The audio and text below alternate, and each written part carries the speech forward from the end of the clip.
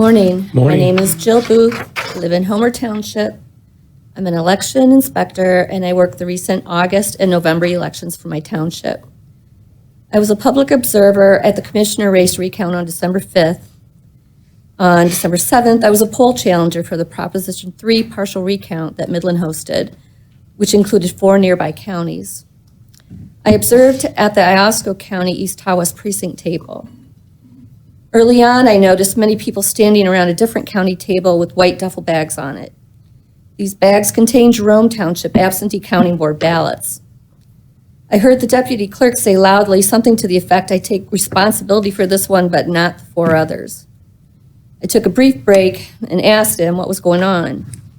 He said he took responsibility for not having a state-approved blue roller bag for the commissioner race recount, and he and the Jerome Township clerk decided to cut the seal in order to reuse the bag.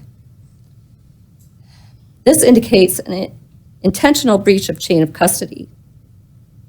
The other 4 white ballot box containers brought in by Midland County for Jerome and Larkin were not securely sealed either, since the lids have a gap wide enough that something could be added to them. Even though all of the containers had seals on them, the ballots in the white duffels and the white boxes were deemed uncountable by Michigan state election law standards.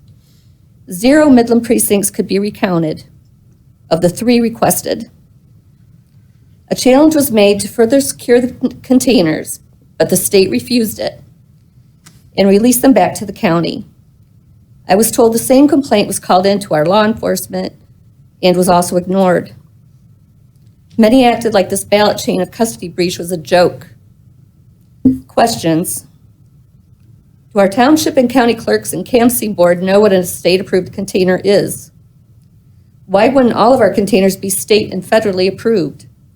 Did the Midland County Board of Canvassers review and question the chain of custody for both recounts? Was the commissioner race recount valid and legal if a container other than the one from election night listed on the poll book was used to transport and secure the ballots for recount? At the last commissioners meeting, we were told Midland County has a gold standard of election integrity. That ship sailed just 24 hours later. I'm asking the board to appoint a citizens committee to partner with them for an investigation, audit, and a solution to this breach of election security and public trust. Thank you. Thank you. Is there any other public comment? If so, please state your name and address.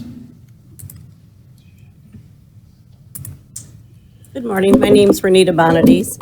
I was at those recounts on Monday and Wednesday that week as well. I was concerned as I was a poll challenger also walking around and observing what was going on in the room.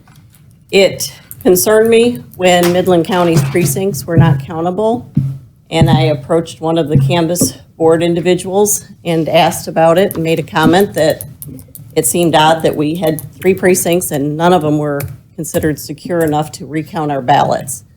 I've sat and listened to these meetings for the last few months since September when we had presentations made about our machines and how secure our machines are and how we have to defend the integrity of the data in the machines, and we can't give out the data from the machines that is legally allowed to be given out, by the way. But it's all about the machines, but then I go to an audit and find out that we haven't even secured our ballots in this county. The thing that we should have secured, we didn't even do, which I don't understand how we can have a clerk and a deputy clerk that wouldn't know how to secure our ballots and make sure that they are recountable by all standards. Again, if we have that gold standard of election integrity in this county, I would think there should be a lot more due diligence from the top on down to help the citizens of this community feel secure that our votes do matter and they can be counted and they can be validated with proper chain of custody and election security according to state law. Thank you. Thank you. Is there any other public comments?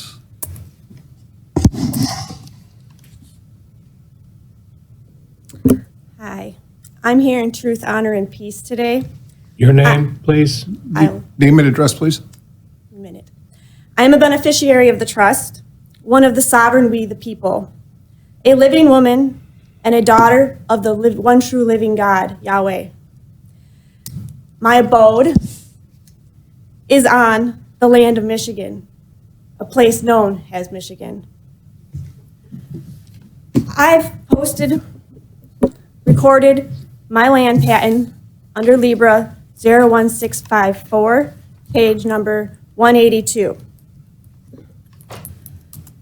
I've accepted it and the benefits from it. I've asked the county and the township to show their contract jurisdiction, an oath or affirmation that I owe property taxes, and they've been able to provide me none. They've agreed that there's no constitutional authority to collect these property taxes, and that judgment has been recorded. They've provided no specie in which to pay these taxes. All obligations are due and owing are obligations of the United States, all debts, 18 United States Code 8. If the county and township continue to trespass on me and try to collect these property taxes, I'll have to take action. You're a foreign corporation, and I am not your employee. Highland Township Board of Trustees have openly admitted that if you have your land patent, that you don't have to pay property taxes. It's a higher law. It's under treaty. So why has the county and the township not taken my husband and I off the property tax roll? Our names are known as Ann Michelle Putnam and John William Putnam, upper and lower case, not all capital letters, as we are beneficiaries of the trust. I asked for you to honor your oath and to do your job and correct the errors that you've made and take us off the property tax roll. Thank you. Is there any other public comment today? Good morning. Good morning. My name is Bill Domina. I live in Homer Township. First, I'd like to say to my friend Scott Nosen, thank you for serving. It's been a long way from volleyball to commissioner, so I just want to say thank you for what you've done. I know this is a service position and not a way to increase your personal gain or wealth, so thank you. Appreciate it. Second thing is, a while ago, I was quite concerned when I heard the whoever's in charge of the health department make a presentation, and he was talking about the number of vaccines, the COVID vaccine distribution, flu shots, et cetera. And it was, the way I describe it is it was all rainbows and unicorns. And what I like as a ex or retired engineer is I like data. In God we trust, all others provide data. And I'm real concerned, especially as we're giving these relatively untested things to children, pregnant women, et cetera. And as commissioners, I'd just like you to ask that person as part of their report to give you a summary from the VAERS data system, which we all know is maybe 1% reported because of the difficulty of how it is and the time-consuming nature of it, and also from the Defense Medical Epidemiology Database, which is also reporting a great increase in side effects. I want to see the data, and I guess my question to you is that person certainly should be very versed in those systems, and as we start giving this data out, he should be reporting to you the adverse effects, if any, and use that in your distribution of these vaccines, advertising campaigns, et cetera. Because the term safe and effective has a different meaning for me as an engineer than it does as we hear on the news. So I just wanted to encourage you to ask for more data, ask for depth, and let's see what the data shows and not what the surface is. So I ask you to dig deep, and I just thank you for your service. Thanks, Bill. Thank you. Is there any other public comment today? Name and address, please. My name is Scott Ogme. You can call me Ogme, 5503 Ann Arbor Road, Jackson, Michigan. I want to thank the Midland County Board of Commissioners for the opportunity to speak during public comment, because I'm sure you all hate my guts after I'm finished. I'm a drywall contractor by trade, guitarist, vocalist, but I'm also an independent election investigator. I ran the Jackson recount and the city of Detroit recounts, but that's not what I want to talk about. I've been investigating election fraud. It is real. I don't know where your county clerk is, if that individual's here today at this meeting, but the fraud is not occurring in the front. It's occurring in the back end. We've uncovered a lot of garbage that should not happen in this country. The police will not investigate crimes. I'm going to give you a law that we have one sheriff, Sheriff Darley from Berry County, that is investigating MCL 750.248. If anybody'd like to write it down. I don't see the officer bringing his pen and notepad out because your sheriff does not want it investigated. The Republican Party is part of this just as much as the Democrats. That's why I'm running for state chair, because the Republican Party has to become an opposition party. It's a one-party system right now, and that includes you folks here. And I tell you what we've uncovered. This state government and many other state governments are operating a database outside the law.